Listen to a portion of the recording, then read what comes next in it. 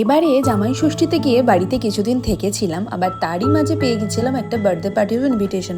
ওর নাম হচ্ছে সৃজনী, আর ও হচ্ছে আমাদের ভাইপোর বউ। তো দেখো, গিয়ে ওকে গিফট টিফট দিয়ে আমরা খেতে বসে গেছি, কারণ বেলাটা অনেকটাই হয়ে গিয়েছিল।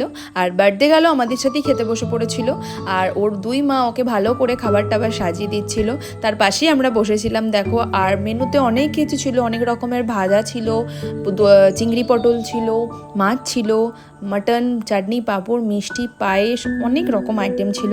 বার্থডে গালের শাশুড়ি মা মিলে এত কিছু সকাল থেকে আয়োজন করেছে, তো রান্না তো ভালো হবেই। আর এরপর আমরা খাওয়া দাওয়া করে ওদের সাথে কিছুটা গল্প করে আমরা দুপুরে বাড়ি চলে এসেছিলাম। আবারও বিকালবেলা আমাদের ফোন করে ডাকে যে তাড়াতাড়ি বাড়ি এসো, আমাদের কেক কাটিং হবে। তো আমি আবার চলে গিয়েছিলাম। দেখো, এখানে গিয়ে দেখি কেকও সাজানো হয়ে গেছে, আর বার্থডে গার্ল ওর জায়গায় দাঁড়িয়ে পড়েছে কেক কাটিংয়ের জন্য। কেক কাটার সাথে সাথেই ওকে তো মাখিয়ে সবাই মিলে ভূত করে দিল। তারপর ওখান থেকে কেক খেয়ে চলেছিলাম বাড়ি। টাটা।